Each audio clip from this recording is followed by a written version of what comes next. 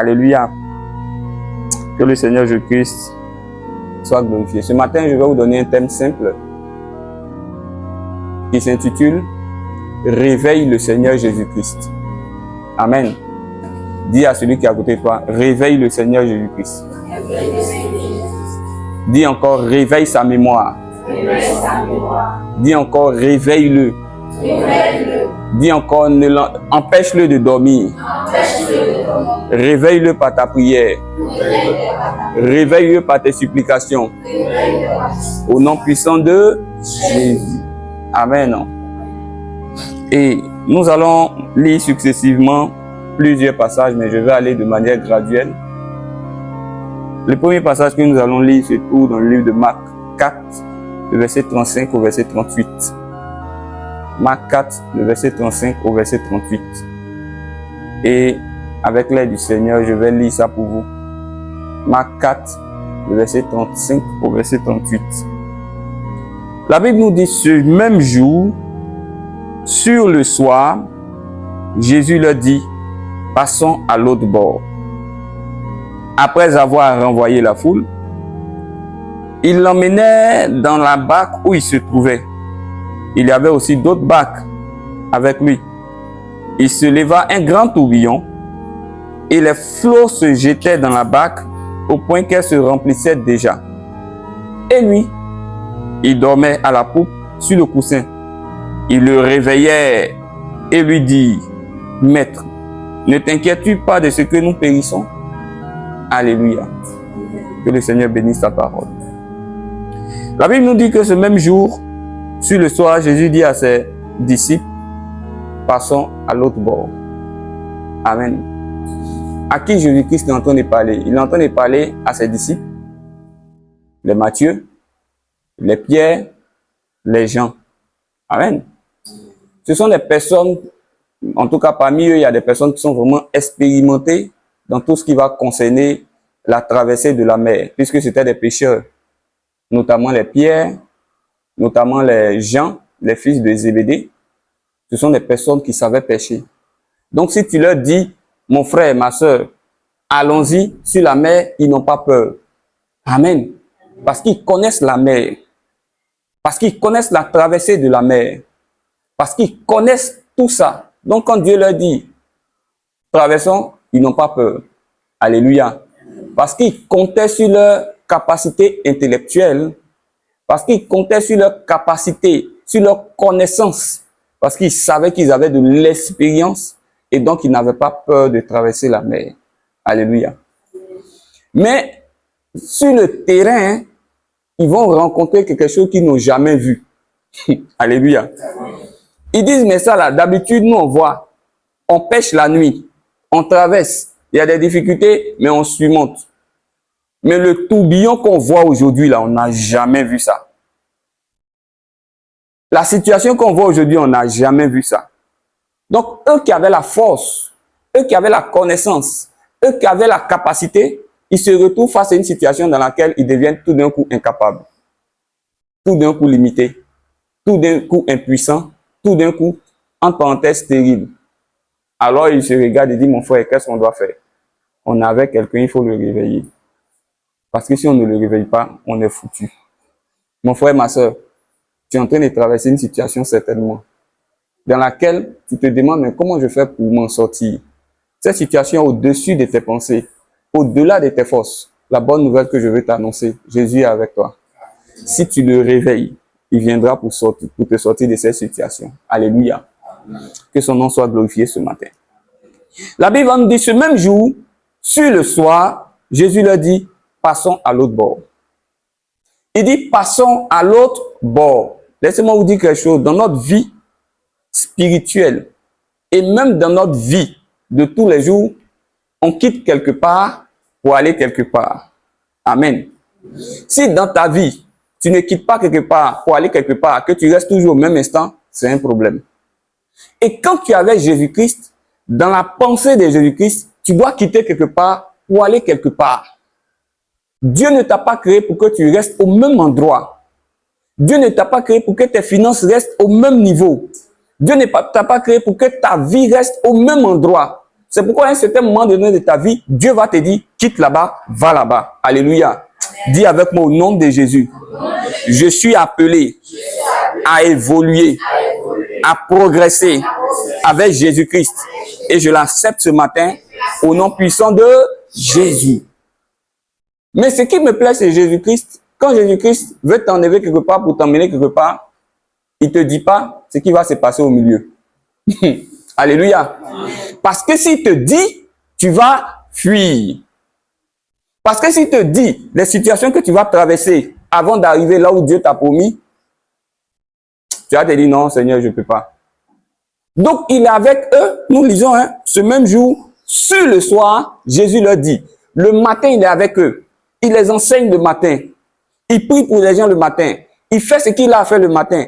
Ils sont ensemble. Il ne leur dit rien. C'est quand le soir maintenant arrive et puis dit, hey, préparez-vous, on passe. Dieu ne va pas faire les choses telles que tu penses. Dieu ne va même pas te demander la permission pour te faire passer à une autre étape. Mais c'est comme si Dieu va t'obliger, à cause des situations que tu traverses, à t'emmener à une autre étape de ta vie. Donc les situations que tu traverses, ne les vois pas comme des obstacles forcément. Vois-les aussi comme des tremplins. Ce sont des situations dans lesquelles Dieu permet que tu passes pour que tu puisses savoir qui est Dieu et afin d'entrer dans une nouvelle dimension. Mes frères et mes sœurs, s'il n'y a pas d'adversité dans ta vie, tu ne peux pas avoir de triomphe. S'il n'y a pas de combat dans ta vie, tu ne peux pas avoir d'élévation. S'il n'y a pas de contrôle dans ta vie, tu ne peux pas connaître la gloire. C'est avec les difficultés, c'est avec les adversités, c'est avec les complications que Dieu est en train de te forger pour t'emmener au sommet. Dis Amen. Amen. Donc Dieu ne leur parle pas le matin, mais il leur parle le soir. Dieu, s'il te dit par où tu vas passer, tu ne vas plus venir à l'église. Tu ne vas même pas accepter Jésus-Christ. C'est pourquoi il ne te parle pas. La seule chose que Dieu te dit, il dit demain là-bas sera bien. Amen. Amen. Il dit ma fille, mon fils, demain là, tu vas partir en France. Mais le chemin par lequel tu vas passer là, Dieu il sait. Alléluia. Amen. Donc Dieu ne va pas faire les choses telles que nous voulons. Dieu, il va attendre un moment bien donné de ta vie pour te dire c'est le temps de passer un niveau. Pourquoi le soir? Le soir, c'est la période où il fait noir. Le soir, c'est la période des difficultés. Le soir, c'est la période des problèmes. Le soir, c'est la période où tu ne vois rien. C'est la période où tu ne comprends rien. C'est la période où tu ne sais pas ta vie devient quoi. C'est à cette période-là que tu dois écouter Jésus-Christ. Parce que Dieu est en train d'opérer quelque chose dans ta vie qui va t'emmener à une autre dimension. Il y a des périodes dans lesquelles Dieu veut que tu puisses t'isoler. Il y a des périodes dans lesquelles Dieu veut que tu sois en contact avec lui. Il y a des périodes dans lesquelles Dieu veut que tu sois uni à lui dans la prière. C'est cette période-là, c'est ce moment du soir. Et si tu es vraiment connecté à Dieu, si tu es vraiment uni à Dieu, si tu écoutes vraiment ce que Dieu te dit, tu vas passer à l'autre bord. Tu vas entrer dans une nouvelle dimension. Alléluia. Et donc Dieu va leur dire, passons à l'autre bord. Ce qui me plaît, Dieu ne leur dit pas, passez à l'autre bord. Dieu leur dit quoi? Passons. Parce que Dieu sait que la vie qui est là, tu ne peux pas vivre seul. Donc il va vivre avec toi. Les situations difficiles dans lesquelles tu es plongé, il va les traverser avec toi. Dis Amen. Et il ne va pas t'abandonner dans cette situation. C'est pourquoi il dit, il est avec toi dans ce chemin. Est-ce que cela te fortifie ce matin? Est-ce que tu crois ce matin que la présence de Dieu dans tes difficultés te fera du bien? Il dit, passons à l'autre bord. Donc quand Dieu te donne l'orientation, Dieu dit, voilà où je veux que tu ailles. Voilà la destination. Voilà là où tu dois aller. Dieu te regarde. Et la Bible dit au verset 36, quand Dieu leur a dit passons à l'autre bord, qu'est-ce qu'ils ont fait au verset 36? La Bible nous révèle, après avoir renvoyé la foule, ils ont commencé par renvoyer la foule. Amen. Dis avec moi au nom de Jésus, je dois renvoyer la foule. Tu ne peux pas aller là où Dieu veut que tu sois s'il y a la foule avec toi. Qu'est-ce que la foule? La foule, ce sont les choses qui t'empêchent d'avancer. Amen. La foule, ce sont les pensées qui t'empêchent d'évoluer. Amen. La foule, ce sont les personnes autour de toi qui t'empêchent d'aller de l'avant. Alléluia. Tu veux aller avec Dieu devant. Tu veux aller avec Dieu là où Dieu veut que tu sois, mais tu n'es pas prêt à faire des sacrifices maintenant. Dieu dit, renvoie la foule. Dieu dit, sépare-toi de ce qui ne plaît pas à Dieu. Mes frères et mes sœurs, Nous tous, nous aimons dormir. C'est vrai ou bien c'est faux? Mais il y a des moments de ta vie, si tu veux vraiment entrer dans les dimensions de Dieu, tu seras prêt à sacrifier ton sommeil. C'est ça qui est la foule. Amen. Il y a des moments de ta vie, si tu veux aller là où Dieu veut que tu sois, tu seras prêt à sacrifier beaucoup de choses. Donc Dieu te dit que le moment est arrivé de te séparer de certaines choses. Ça peut même être les réseaux sociaux. Tu vas passer toute une journée en train de naviguer, en train de naviguer, en train de naviguer, en train de naviguer. Tu as navigué toute une journée, tu ne peux pas passer à l'autre bord. Ta vie n'évolue pas. Il dit, renvoie les réseaux sociaux. Amen. Ça peut être les critiques. Ça peut être le football. Nous autres, tu vas parler des ballons, parler des ballons, parler des ballons, parler de ballons. Tu as fini de parler des ballons, tu ne peux pas aller de l'autre bord. Dieu dit de renvoyer ça. Amen. Il y a beaucoup de choses dans notre vie qu'on doit renvoyer avant d'aller avec Christ. Parce qu'il n'y a pas de place dans la barque de Dieu. Il n'y a pas beaucoup de place. Il n'y a pas beaucoup d'espace pour toutes ces choses. C'est pourquoi Dieu te dit, tu veux aller loin. Frère, sœur, maintenant même, sépare-toi de ta foule. Mes frères et mes sœurs, permettez-moi de donner cet exemple. Souvent, j'ai l'opportunité d'être en contact avec des personnes. Quand j'ai l'opportunité d'être en contact avec ces personnes, je vois ces personnes comme elles vivent. Mais quand je les regarde comme elles vivent, avec la foule dans leur vie, avec une forme de péché dans leur vie, je prie le Seigneur pour ne pas rentrer dedans. Pourquoi? Parce que je sais que Dieu veut que j'aille loin. Comme Dieu veut que j'aille loin, il y a des choses là, si je mets ça dans ma vie, Dieu ne va pas me faire évoluer. Alléluia. C'est le moment pour toi, ma soeur, c'est le moment pour toi, mon frère, de renvoyer la foule. Ces choses dans ta vie qui t'empêchent d'évoluer avec Christ, il faut les renvoyer. Pour toi, ça peut être la paresse. Pour toi, ça peut être la nonchalance. Pour toi, ça peut être les critiques. Pour toi, ça peut être quoi? Tout ce que vous voyez, même la nourriture. Souvent, tu dois prendre des temps où tu dois jeûner. Mais tu ne veux pas jeûner, tu ne veux pas rester seul. La foule est avec toi et puis tu veux aller avec Jésus-Christ. Non, ça ne marche pas comme ça. C'est pourquoi ils ont renvoyé la foule. Dis au nom de Jésus. Ce matin, je prends l'engagement de renvoyer de ma vie la foule. Seigneur Jésus, la foule, c'est toutes ces choses qui ne glorifient pas ton nom. Au nom de Jésus, je m'en sépare. Seigneur Jésus, la foule, ce sont les mauvaises compagnies.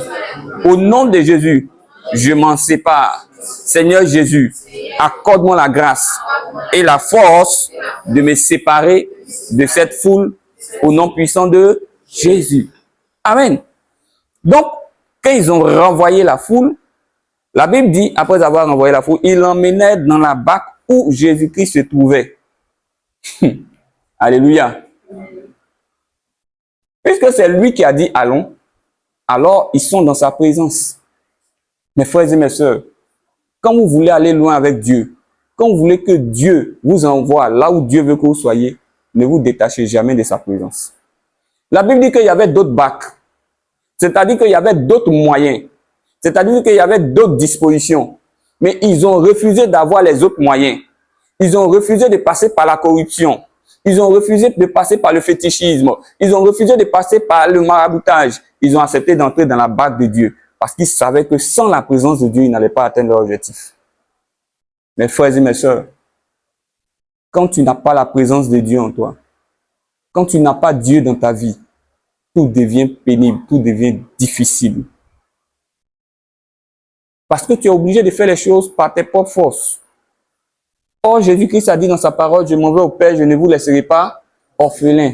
Mais je vous enverrai quoi? Le Saint-Esprit. Je vous enverrai qui? Le Saint-Esprit. Quelle est la différence entre quelqu'un qui est orphelin et quelqu'un qui n'est pas orphelin? L'orphelin, il est obligé de travailler de lui-même. L'orphelin, il est obligé de chercher de lui-même. L'orphelin, il est obligé de se battre de lui-même. Mais quand Dieu dit que vous n'êtes pas orphelin, ça veut dire qu'on a quelqu'un que Dieu a mis dans notre vie qui veille sur nous, qui se bat pour nous, qui intercède pour nous, qui travaille pour nous, et c'est le Saint-Esprit. Et quand tu veux aller de l'avant dans ta vie, il ne faut jamais te détacher du Saint-Esprit. Alléluia. Beaucoup de choses vont t'attirer dans ce monde, mais ne te sépare pas du Saint-Esprit. Et si tu as le Saint-Esprit en toi, ne l'attriste pas. Médite la parole. Prie le Seigneur. Cherche Dieu. Écoute les enseignements. Écoute les adorations. Ça va te reconnecter à la puissance de Dieu, au trône du Saint-Esprit. Si tu es d'accord, tu dis Amen. Amen. Alléluia. Donc, ils sont entrés dans la barque de Jésus parce qu'ils avaient besoin de sa présence. Et la Bible dit, quand ils sont entrés dans la barque, ils ont pris la route. C'est dans ce moment bien précis que il s'est élevé un grand tourbillon. Marcher avec Jésus-Christ ne veut pas dire que tu ne vas pas avoir de problèmes. Alléluia. C'est pas parce qu'aujourd'hui, je suis avec Jésus-Christ que ça veut dire que je ne vais pas avoir de difficultés. Beaucoup de personnes, on leur a dit, viens à Jésus-Christ, tu n'auras plus de problèmes. Tu n'auras plus de difficultés. Tu n'auras plus de situations compliquées. C'est pas vrai. Amen. C'est quand tu es avec Jésus-Christ même que le tourbillon se lève. C'est là que la situation commence à être au-dessus de tes forces. Mais Dieu permet ça pour te dire que la situation, elle peut être au-dessus de tes forces, mais celui avec lequel tu es, c'est lui qui a le nom au-dessus de toutes choses. Si la situation est au-dessus de tes forces, la situation n'est pas au-dessus de Jésus-Christ. Dis Amen. Si la maladie est au-dessus de tes forces, elle n'est pas au-dessus de Jésus-Christ. Dis Amen. Si la situation est au-dessus de ton pouvoir, elle n'est pas au-dessus du pouvoir de Jésus-Christ. Donc, quand le grand tourbillon se lève, c'est un moment que Dieu, il permet dans ta vie pour te montrer que lui, il calme la tempête, il calme le tourbillon et il apaise tout ce qui est vent. Dis Amen ce matin. Amen. Alléluia. Amen. Donc, il se leva un grand tourbillon. Suivez bien. Il dit quittez ici, allez là-bas. Et ils sont en route. Qu'est-ce qui vient? Un tourbillon. Le tourbillon fait quoi? Il te fait tourner en rond. Pendant que Dieu veut que toi, ta vie aille de l'avant, c'est en ce moment-là que les démons, les sorciers, eux, ils veulent que ta vie fasse quoi? Tourne en rond. C'est là que tu vois dans ta vie, tu commences, mais tu ne termines jamais. C'est là que tu vois que dans ta vie, tu commences, mais à un certain moment donné, où tu es prêt d'atteindre l'objectif, bah, ça se gâte. Ce sont des tourbillons dans ta vie. Ce sont des démons qui veulent que tu tournes en rond. Mais dis avec moi ce matin, au nom de Jésus. Au nom de Jésus. Tous les démons de tourbillons, tous les esprits qui veulent m'emmener à tourner en rond dans ma vie, je les chasse et je les vainc au nom puissant de Jésus. Donc, il s'est élevé un grand tourbillon et les flots se jetaient dans la barque au point qu'elle se remplissait déjà. C'est-à-dire que le diable ne veut même pas te donner le temps même d'aller loin. C'est pourquoi dès que le tourbillon est venu, en même temps, ta vie a commencé à être assaillie de problèmes. On dit il faut qu'on fasse vite avec elle. Il faut qu'on fasse vite avec lui. Pour ne même pas lui donner l'opportunité de réfléchir, de penser, de réagir, de prier. Il faut que déjà sa vie soit gâtée. Voilà l'objectif du diable. Parce qu'il sait que s'il te donne beaucoup de temps, s'il te donne l'opportunité de t'exprimer, il ne pourra plus te reconnaître.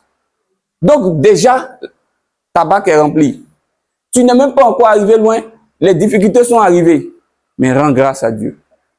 Rends grâce à Dieu. Car c'est Dieu qui calme la tempête. Et la Bible va nous dire quelque chose de très très intéressant. Pendant que tout ce qui se passe, celui-même qui a dit viens à l'église, je veux te sauver, je veux que ta vie soit changée, qui s'appelle Jésus, pendant qu'ils sont en train de passer toutes ces difficultés, la Bible dit au verset 38, et lui, il dormait. Il dort. Tu nous dis que nous n'avons pas à lutter contre le sang ni la chair, mais nous avons à lutter contre les démons. Je serai avec vous. Mais on entend passer les situations, tu fais quoi? Tu dors. Et la Bible dit, il dormait où? La Bible dit, il dormait où? À la poupe. Vous savez, la poupe, c'est quoi? Quand vous prenez un bateau, l'arrière du bateau, c'est ce qu'on appelle la poupe. Amen. C'est-à-dire qu'il monte dans le bateau avec nous. Il dit, allons-y. Et puis lui, il est derrière le bateau. Et puis il fait quoi? Il dort. Dis Alléluia. Dis Alléluia. Mais je vais te dire quelque chose. Jésus-Christ ne dort jamais. Quand la Bible dit qu'il dormait, ce n'est pas parce qu'il dormait physiquement, parce qu'il y a le tourbillon, il y a l'eau. Il ne peut pas dormir, tout ça. Et je vais vous démontrer tout à l'heure que le Dieu de ta vie ne dort pas. Tout à l'heure. Mais je vais vous montrer le symbole de dormir à la poupe, c'est quoi? Regardez tout à l'heure. Quand Dieu marche avec son peuple, il a trois positions. Dis avec moi trois positions. La première position, il peut se mettre devant toi. La deuxième position, il peut se mettre à côté de toi. La troisième position, il peut se mettre derrière toi. Quand Dieu se met devant toi et que tu es derrière Dieu, Dieu est en train de te dire, mon fils, suis-moi. Alléluia. Donc, quand je marche avec, par exemple, mon fils Isaac, que je suis là devant, je suis en train de dire à Isaac, suis-moi. Partout où je passe, il faut passer. Donc, quand Dieu est devant son peuple, en train de marcher devant son peuple, il est en train de dire à son peuple, suivez-moi. Quand Dieu est à côté de son peuple, il est en train de dire à son peuple, je suis avec vous. Mais quand Dieu est derrière et que son peuple est devant, vous savez ce que ça veut dire? Il est en train de dire à son peuple, je veille sur vous. Mes regards sont sur vous. Mes pensées sont sur vous. C'est vrai que je ne parle pas, mais je vous regarde. Je veille sur vous. Mes regards sont sur vous. Donc Jésus-Christ était à la poupe. Il était derrière, mais en fait, ses regards étaient sur son peuple. Pour voir dans les difficultés comment ils allaient faire. Je veux dire à quelqu'un ce matin qui passe par des situations que les yeux du Seigneur sont sur toi. Dis Amen. Que les regards du Seigneur sont sur toi. Dis Amen. Que le Seigneur veille sur toi. Dis Amen. Le Seigneur te voit. Le Seigneur te regarde. Le Seigneur est derrière. Il n'agit pas pour l'instant parce qu'il sait que ta vie n'est pas en danger. Mais si ta vie commence à être en danger, tu verras que Dieu se lèvera pour détruire tout ça au nom puissant de Jésus. Alléluia. Donc, il était en train de veiller et eux, ils ne savaient pas qu'il veillait sur eux. Mais pour eux, il était en train de dormir. Alors, il se lève, il commence à le réveiller. Il dit, Seigneur, ne t'inquiètes-tu pas de ce que nous périssons? Mais pourquoi il dit ça? Pourquoi il le réveille? Pourquoi ils s'en vont faire ça? On est dans le Nouveau Testament. Il y a l'Ancien Testament. C'était quand même des gens qui avaient un peu lu l'Ancien Testament. Je ne dis pas clairement qu'ils ont lu la partie que je vais vous présenter, mais moi, si j'étais à leur place, j'allais lire cette partie. Quand nous lisons la Bible d'un livre du Psaume 121, le verset 1 à 8, que dit la Bible d'un livre du Psaume 121? Le verset 1 à 8. Psaume 121, le verset 1 à 8. Nous allons ensemble le lire. Je vous donne, vous allez le lire pour vous, je vais le lire pour moi. Donc, il se retrouve dans la même situation et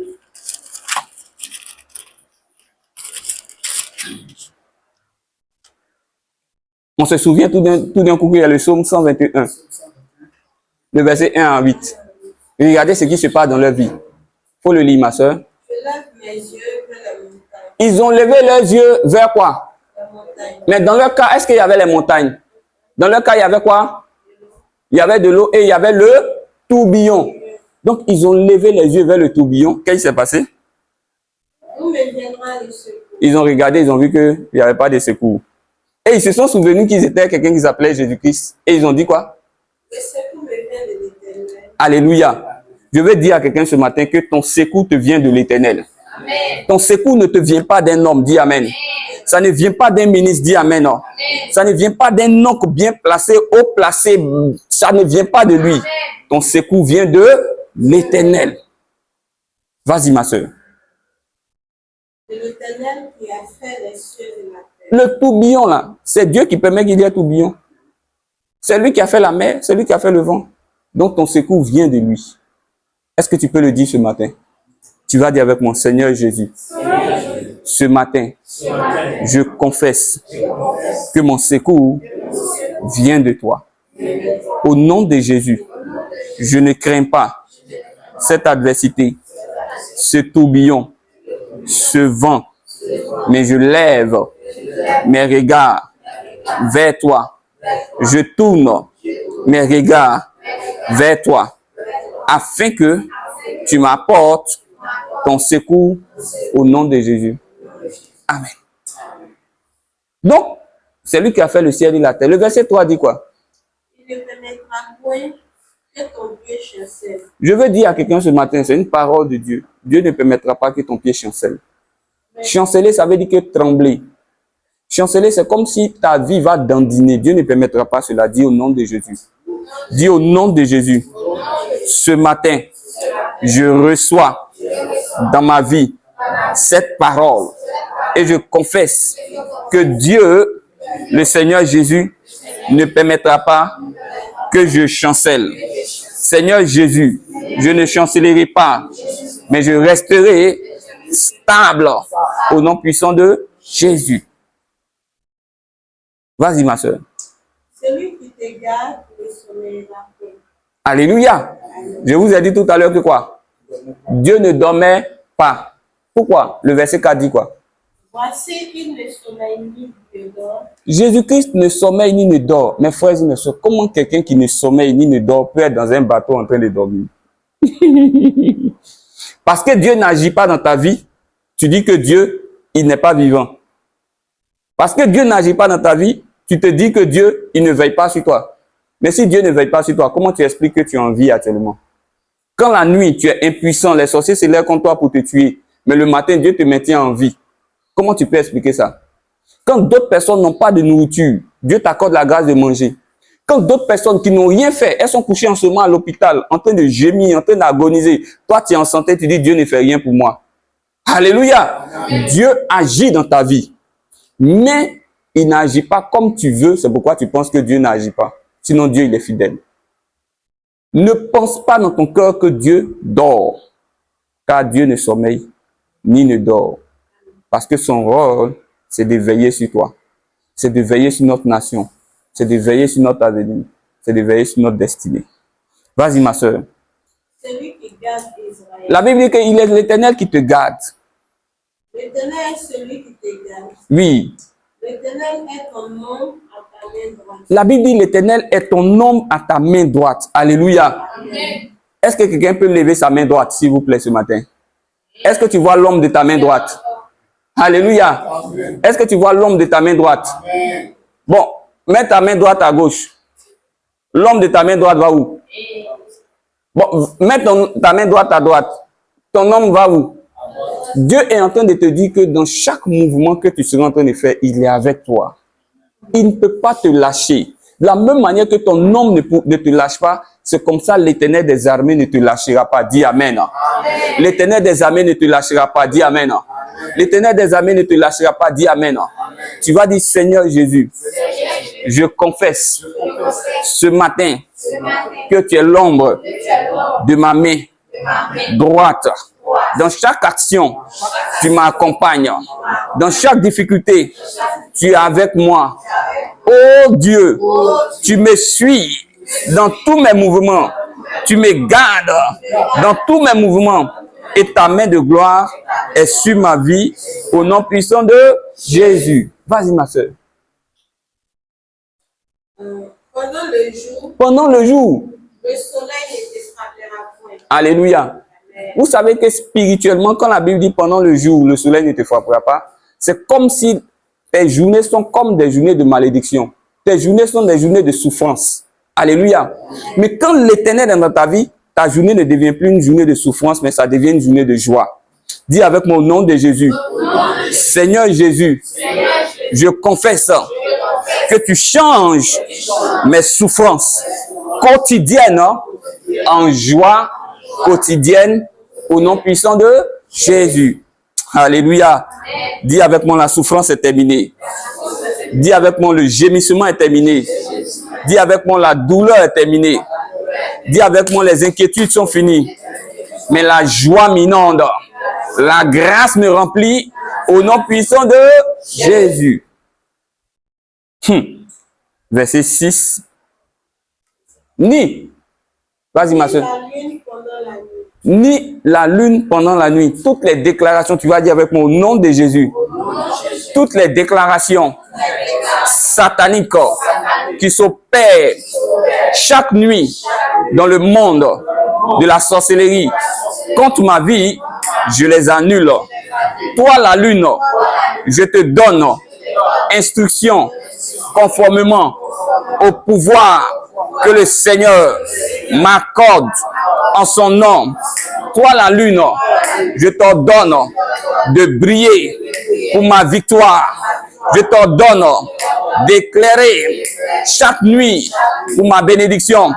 Au nom de Jésus, toutes les paroles sataniques qui te seront envoyées par mes ennemis, tu les vomis et tu les rejettes Au nom de Jésus, lune, étoile, soleil, vous brillez pour ma victoire. Mais au nom de Jésus, vous brillez pour consumer les œuvres de mes ennemis au nom puissant de Jésus. Vas-y, ma soeur. L'Éternel te gardera de toute mal. L'Éternel te gardera de tout mal. Il gardera ton âme. Il gardera ton âme. L'Éternel. Alléluia, ma soeur. L'âme, c'est quoi? C'est pas le flocon que vous voyez ici. Ça, là, ça, c'est, si vous prenez un portable, ça, c'est l'habillage du portable. Mais l'âme, là, c'est ce qui est en nous. Quand le diable veut t'atteindre, là, la première chose qu'il cherche à atteindre, c'est ton âme. S'il a contrôlé ton âme, il a contrôlé ta vie. S'il a contrôlé ton âme, il a contrôlé ta destinée. C'est pourquoi il travaille pour que ton âme soit dans sa main. Et si ton âme est dans la main de quelqu'un qui est un sorcier, tu ne peux pas faire quelque chose. Ils attendent simplement le temps pour te tuer. Mais dis au nom de Jésus. Tu vas te tenir debout. Dis au nom de Jésus. Je couvre, mets la main sur la tête, je couvre ma vie, mon âme, du sang de Jésus. Je déclare ce matin que mon âme est cachée dans le sang de Jésus. Tout endroit dans lequel mon âme avait été emprisonnée. Seigneur Jésus, je retire mon âme au nom de Jésus. Je décrète que mon âme est maintenant invisible à toutes les œuvres sataniques au nom puissant de Jésus. Va t'asseoir tout doucement. Alléluia. Et il dit, il gardera ton âme. Ton âme sera gardée. Dis Amen. Amen. Et toi-même, tu seras gardé de tout mal. Alléluia. Vas-y, ma soeur. L'Éternel gardera ton départ et ton arrivée. Il gardera ton départ et quoi? Il a dit, passons où? À l'autre bord. Le départ était béni. Mais l'arrivée là, c'est pas encore sécurisé. Et ils sont en route, le problème veut venir. Ils ont dit certainement que non, c'est pas possible. Mais le Dieu que moi je prie, il m'a dit, je vais commencer, j'ai terminé. Alléluia. Il dit, quand je commence, je vais terminer. Il est l'alpha, l'oméga, le commencement, la fin. Comment il peut commencer et puis laisser le non-accomplissement dans ta vie? Dis au nom de Jésus, je refuse le non-accomplissement sur ma vie. Je refuse l'échec sur ma vie. J'ai commencé les études, je les termine au nom de Jésus. J'ai commencé mon projet, je le termine au nom de Jésus. J'ai commencé mes activités, je les termine au nom de Jésus. Père Céleste, prends le contrôle du départ et de l'arrivée de tous mes projets dans le nom puissant de Jésus. Amen. Amen. Il dit, l'Éternel gardera ton départ et ton arrivée dès maintenant et à jamais. Est-ce que tu sais ce qui se passe? Les prières qu'on a fait là, c'est ça qu'on appelle réveil Jésus-Christ. Mais en fait, ils ne dormaient pas. Maintenant, quand nous revenons au test, quand ils l'ont réveillé, ils ont fait toutes ces prières-là. Seigneur, c'est pas toi qui as dit que tu vas garder notre départ et notre arrivée. Seigneur, c'est pas toi qui nous as dit que tu ne dors pas. Seigneur, tu ne sommeilles ni ne dors. Ils ont fait toutes ces prières, comme tu viens de le faire. Qu'est-ce qui s'est passé, ma soeur? Quand nous lisons Marc 4, le verset, merci beaucoup, papa. Marc 4, le verset 39 à 40.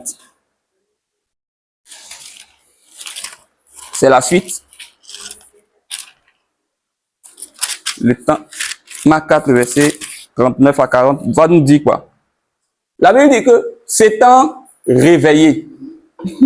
Alléluia. La Bible dit s'étant. Est-ce que tu comprends ce que je comprends? Est-ce que tu entends ce que je comprends? Est-ce que tu vois ce que je vois? La Bible dit qu'il s'est réveillé. Dis à quelqu'un au nom de Jésus, je confesse dans ma vie que le Seigneur Jésus s'est réveillé.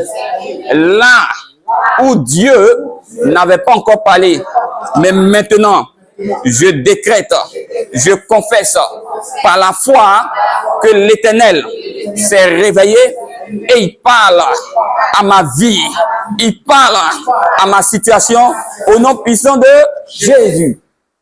Donc, quand il s'est réveillé, qu'est-ce qu'il a fait? Il menaça le vent. Il a menacé le vent. Ton vent est menacé ce matin au nom de Jésus. Ta difficulté est menacée ce matin au nom de Jésus. Alléluia. Vas-y, ma soeur. Et dit à la mer, Il a dit à la mer, silence, silence, tais-toi. tais-toi. Et le vent cessa. Et le vent, c'est ça. Et il y eut un grand calme. Alléluia. Alléluia. Confesse sur ta vie que le calme apparaît. Dis au nom de Jésus. J'ordonne à ce problème qui me parle chaque nuit, qui me fatigue chaque jour. Maintenant même, tu te tais. Maladie, tu te tais. Problème, tu te tais. J'appelle le calme et le silence dans ma vie. J'appelle la quiétude dans ma vie. Au nom puissant de Jésus. Le calme apparaît dans ta vie, dis Amen. La paix apparaît dans ta vie, dis Amen. La tranquillité te revient, dis Amen. La sérénité est ton partage, dis Amen. La vie de Dieu en toi, dis Amen. Et tu n'auras plus jamais peur au nom puissant de Jésus. Maintenant, quand il va finir ça, il va leur dire quelque chose. Au verset 40. Pourquoi avez-vous ainsi peur? Dieu dit, mais vous avez eu peur, pourquoi même? Vous avez peur pourquoi? Tu as peur de quoi? Tu as peur de quoi? On est toujours en train de s'inquiéter. Eh, Seigneur, ça va, les élections, oh Seigneur, oh lolo, oh mon Dieu, oh papa. Il dit, tu as peur de quoi? Pourquoi tu as peur? Tu as peur de quoi? Je vais vous présenter juste ce petit exemple. Mon fils, Isaac, souvent quand la pluie est forte et puis il y a le tonnerre, boum, il se cherche. Mais il ne va pas se cacher. Papa, papa! Peut-être dans sa tête, son papa va calmer ça. Et puis quand il vient, il dit, il ne faut pas avoir peur. Alléluia. Peut-être dans sa tête, son papa calme le tonnerre. Et quand je lui dis, il ne faut pas avoir peur, quelques instants après, il est là. Le tonnerre arrête de gronder et puis il est là. Et ce qui se dit dans son cœur, mon père est puissant. Hein? Oh, c'est mon Dieu qui est puissant. Alléluia. N'aie pas peur.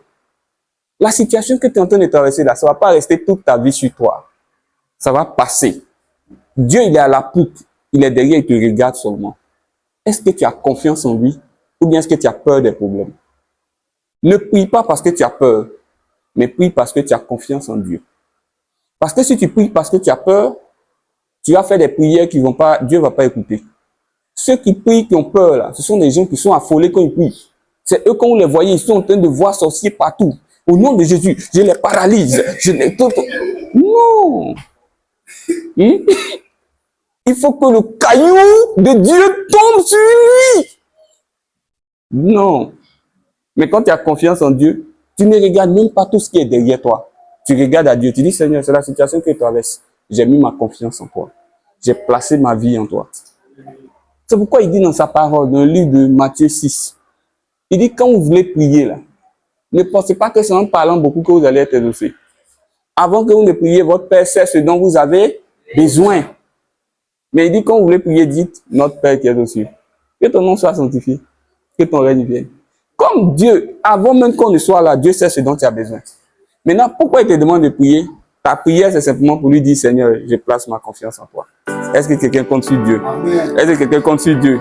Je veux voir des mains ce matin qui disent, Seigneur, j'ai confiance en toi. Alléluia. Alléluia.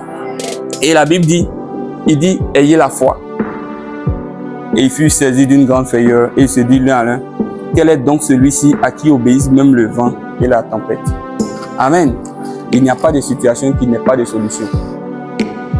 La solution s'appelle Jésus-Christ. Alléluia. Nous allons nous incliner et nous allons rendre grâce à Dieu. Tu vas prier avec tes mots pour lui dire merci. Merci Seigneur Jésus-Christ. Le Seigneur a entendu ta prière ce matin. Il t'exauce ce matin au nom de Jésus. Que la tempête dans ta vie soit calmée au nom de Jésus. Que la vie apparaisse ce matin au nom de Jésus. Et que sa grâce repose sur toi. Dans le nom puissant de Jésus-Christ, nous avons prié ce matin. Si tu le crois, tu dis Amen. Que son nom soit glorifié ce matin.